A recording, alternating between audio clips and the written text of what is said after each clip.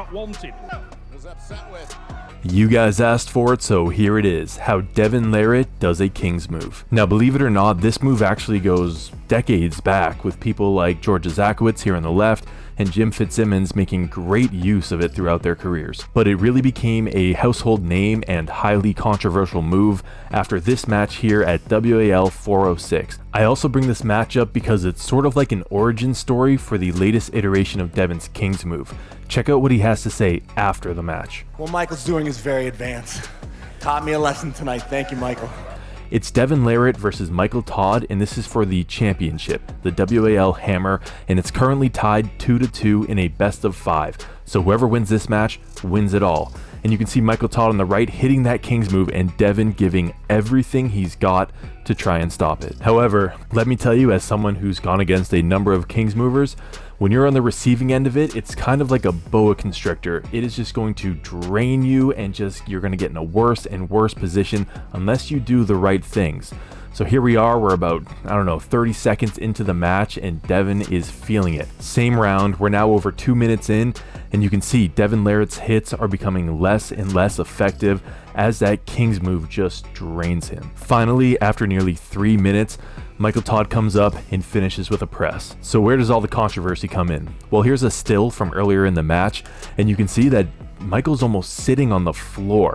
Add to that his arm doesn't fully straighten, and you can see why people think it's an unfair move. Also, Devin being a fan favorite, the fervor just, hit the roof. Hand in hand with the King's move comes understanding the rules, which can vary depending on which organization you're competing in. So here are the WAF rules, and Rule 8.1.6 reads, competitors cannot drop the competing shoulder below the level of the elbow pad when in a neutral or losing position. So when you hit that King's move, you have to be very conscious of your body position, whether you're in a winning position, losing position, or neutral. And also some leagues will phrase it as your humerus can't be at a decline. The humerus is that upper arm bone, so this would be a decline here. And you can see that's similar in spirit to saying that your shoulder can't be below the elbow pad. How strongly that rule is enforced can vary wildly depending on which organization you're in. Now, the key tenet of a King's move is pronation, but not necessarily in the way that you think, and I'll expand on that more in a minute. But first, let's watch this clip here of Devin transitioning to a King's move in his match against Todd Hutchings.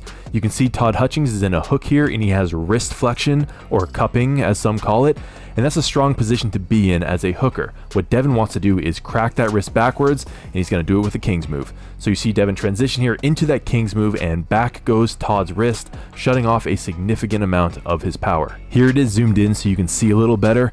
Devin starts to lose the inside hook game, so he starts to pull his shoulder back to commit to an outside King's move, drags his elbow to the back of the pad, applying a ton of pressure into Todd's pinky, pronates through his hand, and then pronates in that second way, which I'll talk more about in a minute, cracks Todd's wrist backwards, and even though Todd has a ton of side pressure, he himself has said he'd prefer to have his wrist flexion.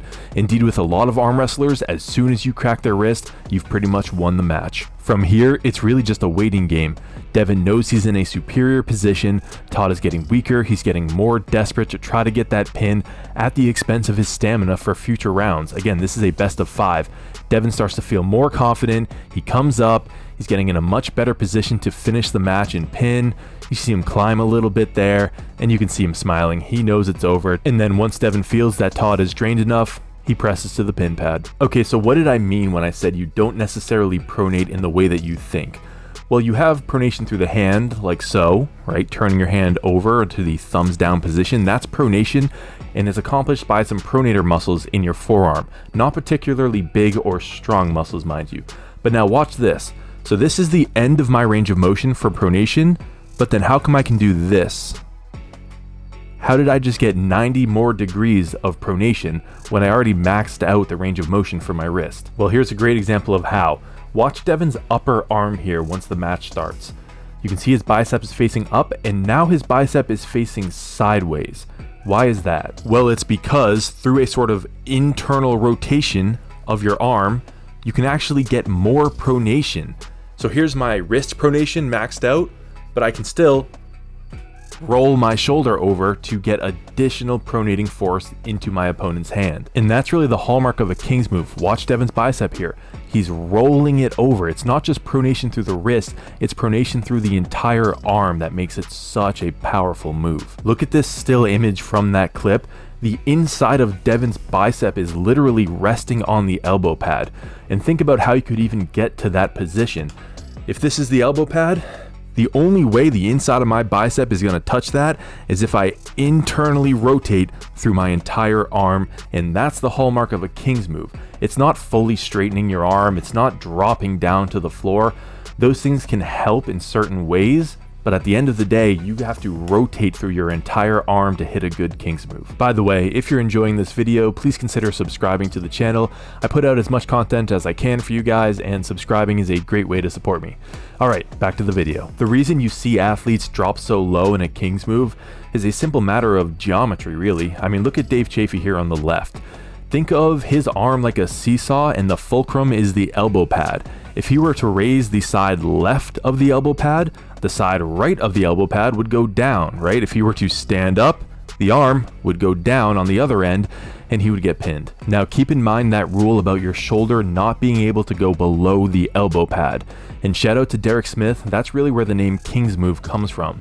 If you've been arm wrestling a long time, if you're a king of the sport, you lose a lot of range of motion in your elbow. Crazy George on the left here, his elbow really can't open much more than that. And for that reason, he doesn't have to drop very low to the floor and risk getting that foul in order to keep his hand from getting pinned. He can still rotate through his arm like we talked about with that extra pronation, and because his range of motion is so limited in that elbow, he gets to put a ton of pronating force into his opponent without having to worry about being pinned. Timeout. We need to talk about safety. There's a reason it's called the King's Move. It takes a lot of experience. It takes a lot of muscular and connective tissue development and bone strength to be able to pull off a move like this. You will get injured if you are not prepared to pull this move off properly. So if you're new, just don't do it. There's no need to work on your top roll, work on your hook. You don't have to start hitting a king's move. As you get stronger, as your tendons and ligaments get stronger, you'll notice that you can push the limits a little bit more in practice with a trusted training partner. And over time, you can slowly get closer and closer to a move like this if you even want to do it at all. But again, if you are new, do not king's move. Okay, one more time, and again, pay attention to Devin's upper arm. The match starts. Now Devin commits to that king's move, rolls that arm internally to get as much pronation as he can. Dave Chaffee's hand is totally kicked back at this point, and look how low Devin has to drop. He has much more range of motion in his arm than Crazy George, so he has to drop that low in order to prevent his hand from dipping below the pin line. Fortunately for Devin in this case, the WAL is a bit more loose on rule enforcement, so you can get away with a little bit more. As the match goes on, Dave Chaffee can feel his power draining, so he begins to hit wildly, collecting elbow fouls until eventually he just elbow fouls himself out of the match completely. Before we get to the conclusion, please consider checking out some of the real-life arm wrestling content I make. I designed the Dual Flexor, which is a 2-in-1 handle that Tim Bresnan said is one of the best he's ever felt. I make Grip Chalk, which is liquid chalk with no fillers. It's as close to sticking your hand in a bucket of chalk as you're gonna get. And then I have the Mod Gripper, which finally makes grippers good for arm wrestling, so check these out, link will be in the description. Now, a lot of you might be wondering why I didn't start with Michael Todd, who's become the biggest name in King's Moving, and there are two reasons for that. First, Michael Todd has limited range of motion in his elbow, like Crazy George, who we watched earlier, and that changes things. With Devin having more full range of motion, it's more relatable and therefore easier to see and explain what's going on. Secondly, Michael has both an offensive and defensive King's Move, and now that you have this primer, in the future when I do Michael Todd, it'll make more sense. So let me know in the comments what you think. Do you like the King's Move? Do you hate it? Do you prefer old school Devin or new King's Moving Devin? Also, if you liked this video, please leave a like, and if you think I earned it, subscribe. I put out multiple new videos every week, and I will see you in the next one.